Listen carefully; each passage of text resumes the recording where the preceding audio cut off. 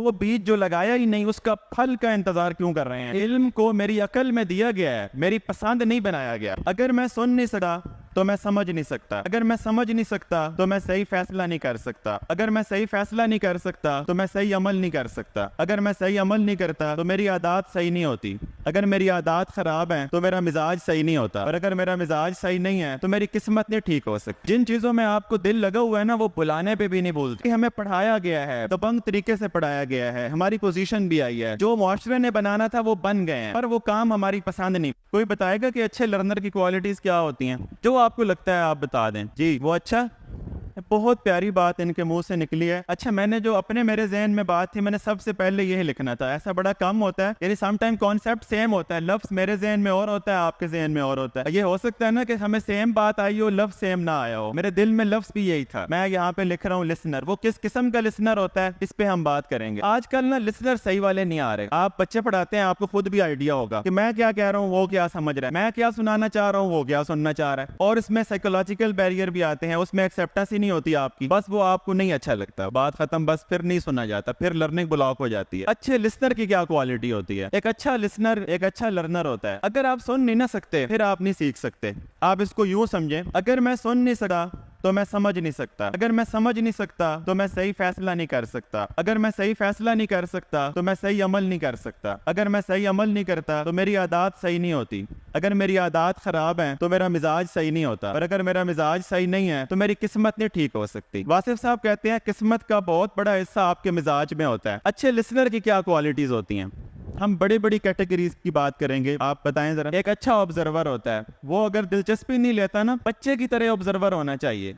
छोटे बच्चे को यहाँ छोड़े ना, एक छोटा सा बच्चा है, ये छोटे बच्चों को पढ़ाते हैं, ये बहुत बड़ी अपॉर्चुनिटी है बच्चों के साथ काम करने की, मैं उस पर बात करूंगा। वो ऑब्जर्वर वाली एक बात आपको बताऊं, छोटा बच्चा पूछता है कि ठीक है अल्लाह ने हर चीज का एक जो फायदा है, पर आप ये बताएं कि कीड़ी और सांप का क्या फायदा है? तो मैंने उससे कहा कि बेटे मुझे इसका जवाब नहीं पता। बच्चे के सामने इग्नोरेंस को तस्लीम करना बहुत जरूरी है, ताकि कल को बच्चा ये ना कहता फिरे कि जो मुझे पता है बस वही हतमी है, जो मैं कह रहा हूँ बस वही सही है, जो मेरी मेथोडोलॉजी है वही ओनली मेथोडोलॉजी है, जो मेरा पर्सपेक्टिव है वो पूरी दुनिया पे लाके नाफिज कर दो। बच्चों के सामने बड़ों का एडमिट करना कि ये मुझे नहीं आता, ये बहुत बड़ी ग्रेस की बात है। आराम से कर लिया करें कि इस बारे में मुझे नहीं पता, बगैर कॉन्फिडेंस छोटा किए, बगैर सेल्फ स्टीम को गिराए, और बगैर अपने आप को डिस्टर्ब किए कि एक चीज है मुझे नहीं आती तो मुझे नहीं आती, मैं सीख लूंगा, बट ना आना प्रॉब्लम नहीं है। वो जो एटीट्यूड की खराबी है ना सीखने वाला, वो एक प्रॉब्लम है। अच्छे लर्नर की या अच्छे लिसनर की पहली क्वालिटी, ये स्टीफन आर कवी ने दी है, बड़ा अच्छा राइटर है, डिजायर टू अंडरस्टैंड। ये जो डिजायर है ना, ये अकल का काम नहीं है, दिल का काम है, पर अकल उधर ऑपरेट करती है जहां दिल लगा हो। मिसाल के तौर पे आप बकरी को एक जगह पे रखना चाहते हैं, चारा आप दूसरी साइड पे रख देते हैं, बकरी किधर जाएगी? उसका सारा निजाम चारे के साथ है। आप चारा उठा के इधर ले आए बकरी ताकि स्टेबल हो, या चारे को बकरी की नजर से दूर करें ताकि वो रस्सी तोड़ के उधर न जाए। तो सबसे पहली चीज और सबसे कीमती चीज लर्नर के पास ख्वाहिश है, सपना सीखने का है, तो नालायक बंदा भी सीख जाता है, अफोर्डेबल होता है। बहुत सारे लाइक बच्चे जॉब पे चल ही नहीं पाते, वो उनका लर्निंग एटीट्यूड में जरा खराबी होती है, उनको कोई नहीं साथ चलाता, वो भले लाइक होंगे उन्हें रेकमेंड कोई नहीं करता। मैं भी छोटे होते से इसी मार्केट में काम जो कर रहा हूँ, रोज देखते हैं हम। डिजायर टू अंडरस्टैंड का क्या मतलब है? जहां आपका दिल होता है वहां दिमाग खुद चला जाता है। आपके पास इंग्लिश लर्निंग की कितनी सारी मोटिवेशन है और कितनी सारी डिजायर है, इसका भी एक फार्मूला हम लगाएंगे, आप खुद चेक कर लेंगे आपको है कि नहीं है। हमें ना इंग्लिश बोलने का शौक है, हमें ये शौक है कि लोगों की परसेप्शन हमारे बारे में अच्छी हो, इसलिए हम बोलना चाहते हैं, सीखना नहीं चाहते। सीखना चाहते होते तो अब तक सीख चुके होते। अभी मैं तरीका बताऊंगा कि मैंने कैसे सीखी या हम कैसे सीख सकते हैं, या जो रिसर्च है मॉडर्न वो क्या कहती है। रिसर्च के बगैर बात ऐसे आगे नहीं चलाऊंगा ताकि आपका भी टाइम न जाया हो, मैं भी स्पेशल हाथ मुंह धो के आया हूं तो वो भी न जाया हो। डिजायर टू अंडरस्टैंड, डिजायर से क्या होता है, इन्वॉल्वमेंट बढ़ती है। क्या बढ़ती है? जो डिजायर के बगैर बैठे हैं, मतलब कि 10 दिन हो गए हैं, 12 दिन हो गए हैं, मजबूरी है, सुबह सुबह हाथ मुंह धो के आ गए हैं, उनका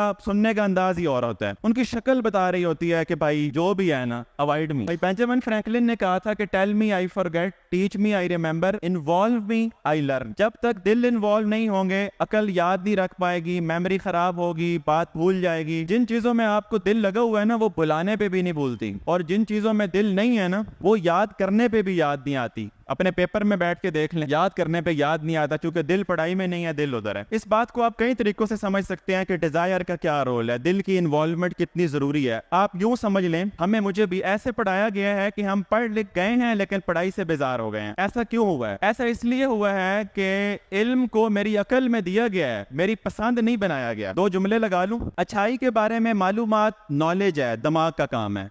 अच्छाई पसंद बन जाए ये तरबियत है। अब मैं अच्छाई को जानता तो हूँ, अच्छाई करने का दिल नहीं करता। अच्छाई को जानना नॉलेज है। हुआ ये है कि हमें पढ़ाया गया है, दबंग तरीके से पढ़ाया गया है, हमारी पोजीशन भी आई है, जो मुआशरे ने बनाना था वो बन गए हैं, पर वो काम हमारी पसंद नहीं बना। जिस सब्जेक्ट में मास्टर किया हुआ है उस सब्जेक्ट की किताब पढ़ने का दिल नहीं करता। अकल तो इस्तेमाल हुई है ना, दिल नहीं लगा। पढ़ाने की हर वो मेथोडोलॉजी जिसने मुझे पढ़ाया है और पढ़ाई से बेजार कर दिया है, उसने मेरा नुकसान किया। मैं दोबारा ये बात कह रहा हूं, आपको नहीं कह रहा, अपने बारे में कह रहा हूं। जिस मेथड ऑफ टीचिंग ने मुझे यूं पढ़ाया है कि मैं उस सब्जेक्ट और उस्ताद से बेजार हो गया हूं, वो सब्जेक्ट जिंदगी में मैं लेके नहीं चल पाऊंगा। मैं किताबें नहीं पढ़ पाऊंगा, मैं रिसर्च नहीं करूंगा, मैं आर्टिकल नहीं डाउनलोड करूंगा, मैं मुकालमा नहीं करूंगा, मैं सवाल नहीं उठाऊंगा। जिस मिजाज ने मेरी सेल्फ स्टीम को तोड़ा है उस आदमी से भी मैं सवाल नहीं पूछ पाऊंगा। आप छोटे बच्चे के पर्सपेक्टिव में सोचे ना, जिसको पूरी क्लास में कहते हैं तुम बताओ और फिर कहते हैं मुझे पता था तुम्हें नहीं आएगा, तो फिर तुमने मुझे जलील क्यों किया? मतलब हम ये देखें कि हम जिस आदमी की, मैं सेल्फ स्टीम का वर्ड बार बार यूज करूंगा, एंड पे हम डिफाइन करेंगे वो क्या होती है। जिस आदमी की सेल्फ स्टीम टूटी हुई है, जितना मर्जी पढ़ा लिखा ले, यहाँ खड़ा होकर बात नहीं करेगा, कहेगा मेरे से अकेले में पूछ ले, मैंने यहाँ नहीं आना। अब आपको इंग्लिश बुलवाने के लिए कॉन्फिडेंस चाहिए, आपको इंग्लिश सिखाने के लिए बड़ा एतमाद चाहिए। गलत बोलनी ना पहली दफा। जब आप पहली दफा पैदा हुए थे तो आप चल पड़े थे, आप बैठ भी नहीं सकते थे, 3 तकिए लगे हुए थे आपकी साइडों में, फिर आप बैठे थे और मैं भी जाहिर है। फिर आप चले कितनी मुश्किल से। तैरना पहली दफा पानी में जाए तैरना आता है? आप जब साइकिल चलाई थी पहली दफा चलानी आ गई थी? अब ऐसे नहीं हो सकता कि नेचुरल प्रोसेस को बाईपास कर दें और कोई चीज आपका मुकद्दर बन जाए। यदि आप यूं कह लें कि वो बीज जो लगाया ही नहीं उसका फल का इंतजार क्यों कर रहे हैं, इस बात को यूं समझें, रोजाना अंग्रेजी कितने घंटे सुनते हैं? अब आप बताएं बोलना आई कि नहीं आई?